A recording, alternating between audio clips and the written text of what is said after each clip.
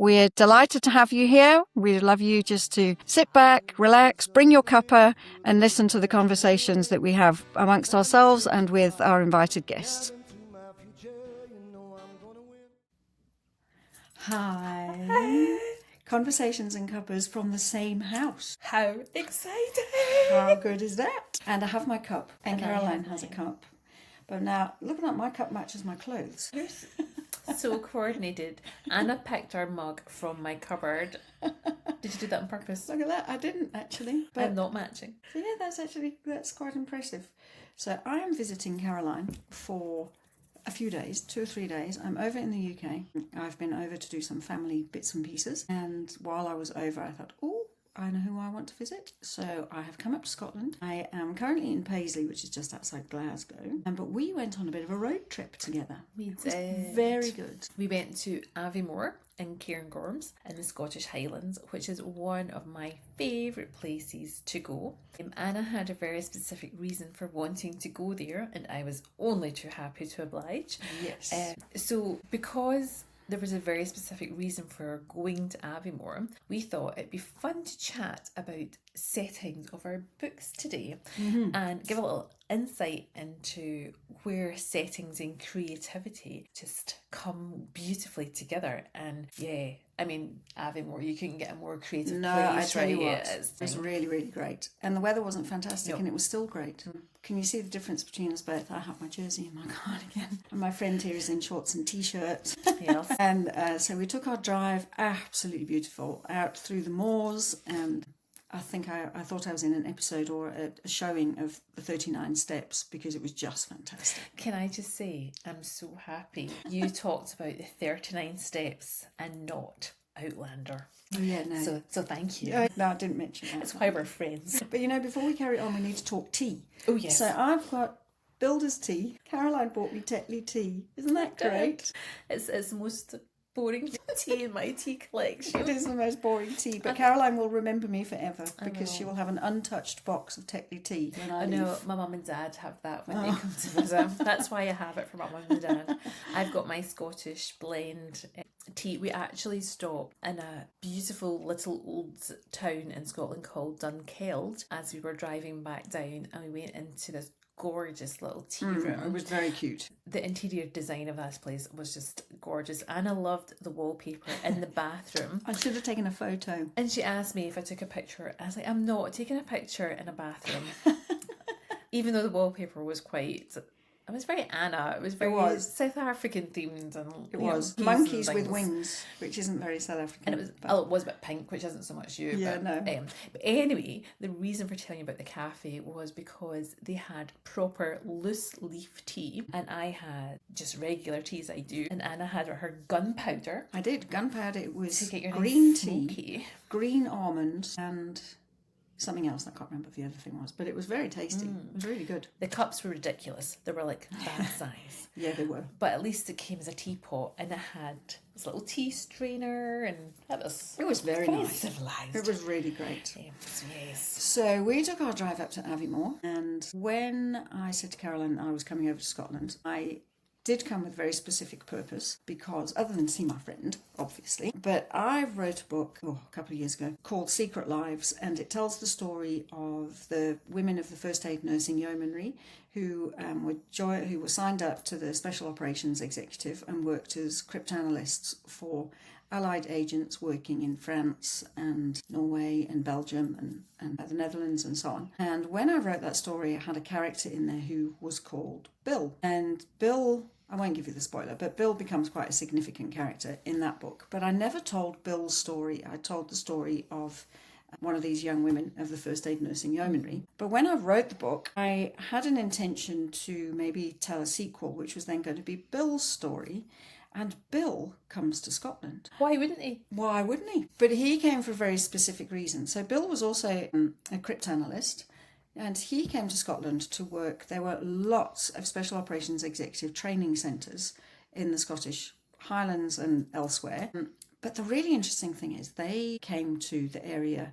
There was a couple of training centres near Aviemore. And the training centre at Aviemore was particularly for the members of the Norwegian resistance who you may have heard of as the heroes of Telemark. You may have heard of the book, or you might have heard of the story. And this company of Norwegian resistance fighters were based in the Aviemore area. And I'm not going to tell my whole story because that's another book, and I've got to write the book. So, Yeah. but we wanted to go because I had read that this is the area where these particular soldiers came to. And when we looked on Google, there really wasn't that much, was there? No. It was like, well, it was this area, this was the area, and there's a little plaque. Yeah. And we thought, well, that's not very exciting. But anyway, we'll go and drive for 3.5 hours to go look at a plaque. I said, you want to go and experience the area because it is, in my opinion, the best part of Scotland. Yeah. So we decided to take a drive up, and we were so pleasantly surprised. There was a plaque, there was a flag, there was lots of information boards in 2 different locations, and it just was really great to be able to be in the place of a story. And then both of us on the way back were just saying, and it's the same place that Caroline has used in her Braid Hope stories, which are absolutely brilliant if you haven't read them.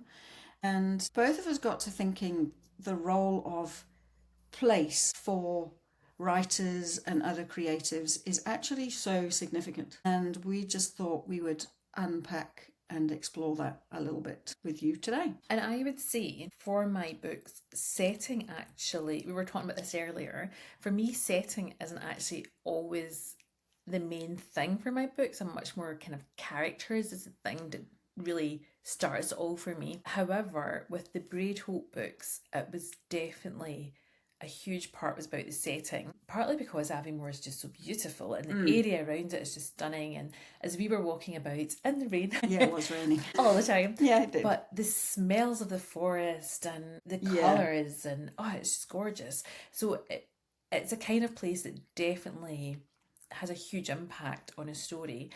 My books are contemporary.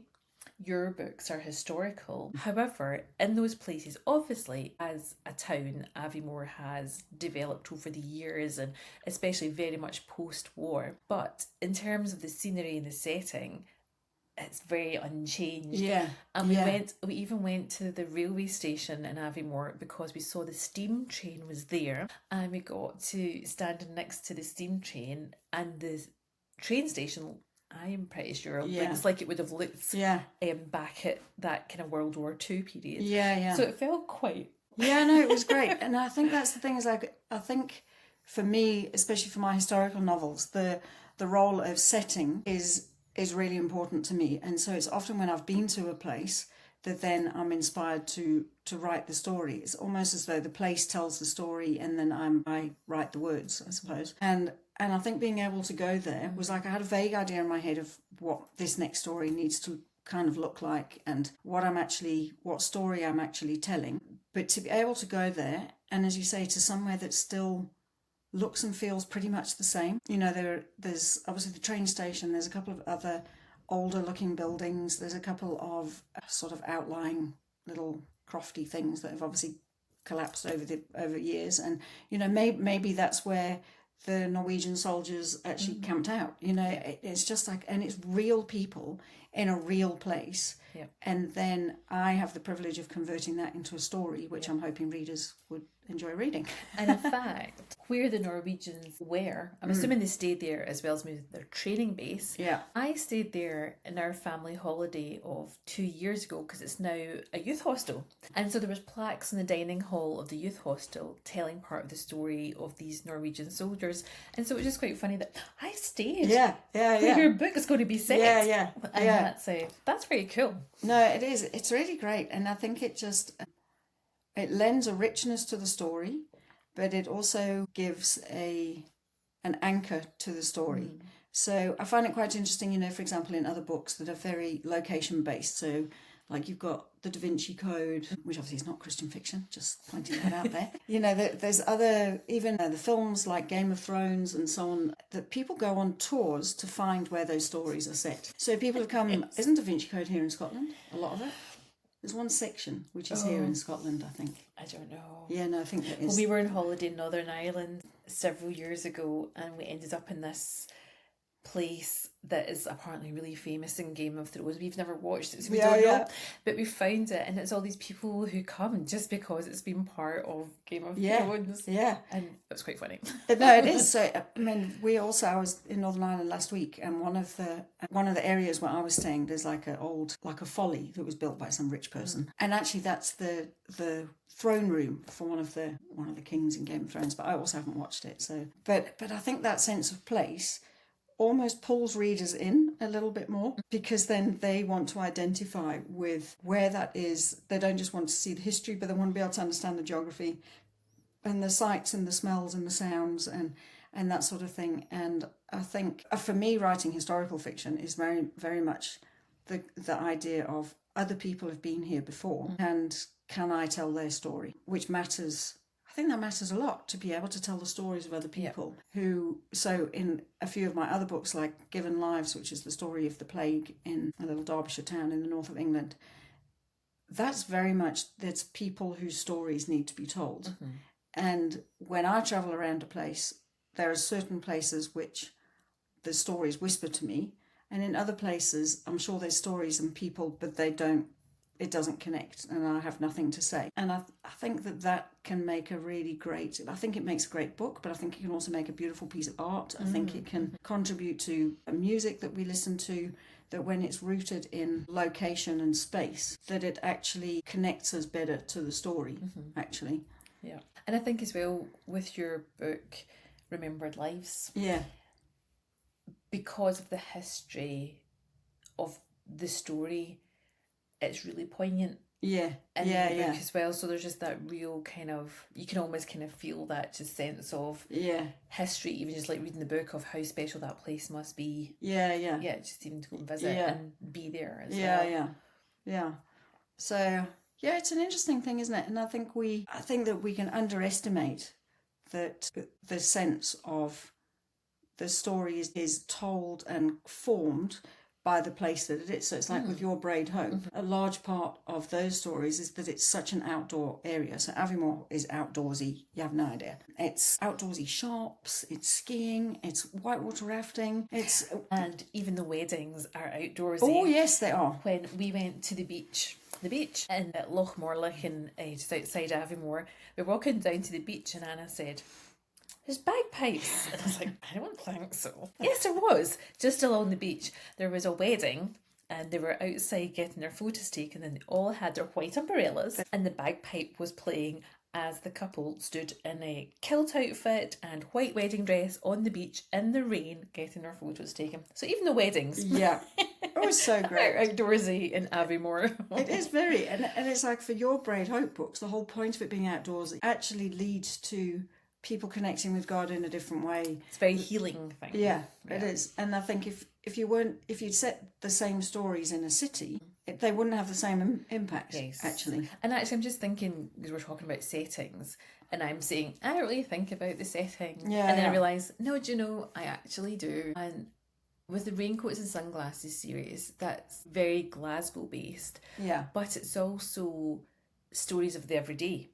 And stories of the everyday happen in the city centres, happen as you're living in your regular house, going to your regular job, the kids are going to their normal school. Whereas for Braid Hope, it was about getting away from regular setting, to getting to be outdoors, to get to space, to quietness, for healing. Yeah. So actually when you start to think about it, you're like, actually no. No, it definitely is. Yeah, it does have a big impact. And I think for readers, when we, like for you, writing about space, it creates space for the reader. And so when we write about stillness, and when we write about the birds, and we write about the trees, and we write about the landscape, for me as a reader, it makes me picture a landscape, and it makes me look out of the window while I'm in the middle of reading, just like, oh, what's my landscape like? Yeah. And I think that when we do that, it does connect us. You know, God is the creator of our landscapes, and God is the creator of the birds and the trees and the smells and the flowers, and it's like when we are connected with that, and when we just take a look at it, then it's like we are making a choice to become connected with the creator. Definitely. And when we connect with the creator, there's this greater sense of there's something bigger than just me, which I think I think in many ways the concept of space and why we operate within a certain space actually develops our sense of, okay, what is God saying? Yeah. So even in the cityscape, like what is God saying in the city space, and how do we incorporate God into the busyness of the city? Whereas when we're in a place like Aviemore, it's like, oh, what is God saying in the stillness and in the silence? And out of that comes stories. Yep. Yes. And speaking of settings, well, obviously a big part of our co-working has been around the Our House series as well. So first of all, it was Our House in Sycamore Street. So we were down in the Suffolk coast for that. And so yeah, the English shoreline and all the stuff going on there. And then last year it was Our House in Heatherwynd that took us back into the Highlands and all that being on the same street and setting. I'm going to let you say the name of the third series because I'll do it all wrong. The next series is called Our House on Jacaranda Lawn. So guess where that one's set? In South Africa. All of the South Africans listening will say, no, you didn't say that right, because I am still English. But yeah, Jacaranda Lawn, in the little fictional town of Cedarfontein, which is kind of in the Overberg Mountains Garden Route area, for those who know South Africa even vaguely. It's kind of near Cape Town, but not really, but it's sort of the end of the country. And again, we've actually chosen to take a lot of authors right out of their comfort zone, this one included, and asking people to write a story set in a place that actually they maybe know nothing about. And how does that make you feel? That made me feel nervous because anything I have written to date, it's about places I have been and experienced and have personal photographs from or experiences of. And all of a sudden, now, South Africa, I have to confess, was never on my list of places to visit until I got to know this one. And one day Anna sent me a list and said, this will be your travel itinerary when you come and see us. And I was like, we're coming. But not had a chance to go there yet. And this is one of the wonders of YouTube. Indeed it is. I looked up even like a YouTube video to see what it was like for people flying into Cape Town. Oh, that's great. And there's this couple who post travel videos of landing at international airports and walking through the international airports. Oh my gosh. So that's really helpful. But what is good about this is there's quite a number of South African authors in the grouping. Last year when we did Heatherwynd, I was the only Scottish author. Yeah. So I had a lot of responsibility. This year it's spread out amongst more people. So there's plenty of people to ask for input and advice about what would you do about this, or how's your system for this, etc. However, because my book is a rugby theme book, and rugby is rugby, so I know a bit about rugby. So therefore, that kind of helps me connect in a little bit of what's going on. But yeah, this is definitely a challenge because it's the first time writing about somewhere I've never been. And I think writing about a different culture and different traditions, but it's been really interesting to see how the authors have tackled it and how several of the authors talk about. So on the 24th of September, we have one of our public holidays is called Heritage Day, and everybody celebrates their heritage, and depending on what background they're from, they'll get dressed up in their national dress and they'll cook certain national foods or whatever. And it's been really interesting to see how like a couple of the Americans have picked up on that. They've obviously found that that's what the date is, and then are wanting to try and create a Heritage Day kind of a vibe. And I think that's so great, because then people are hearing, it's like traveling from your armchair. It's like, so for readers, it's actually, you know, and even if maybe when the series comes out, there might be readers who are like, oh, I'm not interested in that because South Africa, you know, what's that? But no, pick up the stories and actually read them and do some armchair travel. And as Caroline says, you know, log on to YouTube, and there's so much stuff of the travel writers and so on who travel around and take their little videos and interview people. And I think, again, it's anchored, the stories are anchored in a place, and whether we know the place or not, it enables us to engage with the stories if we discover more about the place. And so yes, Our House in Jacaranda Lawn is releasing from the first Friday of August, and we have 15 authors, I think. And we've actually invited the authors to come and share their stories on our Conversations in Cuppas podcast. Yay! So we're really excited about that. We will be, hopefully, if all of them are able to come and chat to us, they might not all be available, but if everyone's available, what we'd like to do is have a little chat with each of them. Their books will come out. once a week on a Friday throughout August, September, October, and halfway through November, actually. So what we'd like to do is once a week is host each of Our House authors with their newest release and talk about the place that they're writing about and talk about the inspiration for their story. And we're really hoping you'll join us for that. And the really cool thing as well, just for a change for Our House series, we have authors from Australia, South Africa, the UK, and North America. Yep. So as well as it being, for many people perhaps, an international setting, it's also a grouping of international authors, which is just wonderful. I just love the whole international connections we have and getting to learn other cultures and things. So so that's been very exciting. Yeah, so that's our plan for the next few months. So we're going to start where up until now the podcast we've been sharing once a month. We're hoping to be able to pop up shorter episodes once a week with our House authors, so look out for those. In each of those there will be a bit more promotional. There will be a little bit of people sharing their actual book and maybe their sales link or something like that with listeners, so that you get an idea of where to find the books. But we would really like to invite you to join the adventure and come on and meet the neighbours. Yes, and just as a final note about setting from today, we've been taking some selfies along the way up in the Highlands. So if you would like to have a little glimpse as to what this place called Aviemore is like that we've been talking about, we're going to post some pictures on the Facebook page for Conversations in Cuppas, and the link is in the description. So have a wee look and see how gorgeous the place is. Yep. Yeah. Perfect. But unfortunately, Anna is heading back to South Africa, and our time together is drawing to an end. That's But a it's been pity. brilliant. Yeah, we've had It's been such a so great good. time. Really great. And drinking lots of tea. We have drank lots of tea. Yeah. Yeah, I have squeezed in a couple of cups of coffee, but I have drank a lot of tea. Yes, that's been good. So thanks very much for joining us for Conversations in Cuppas today.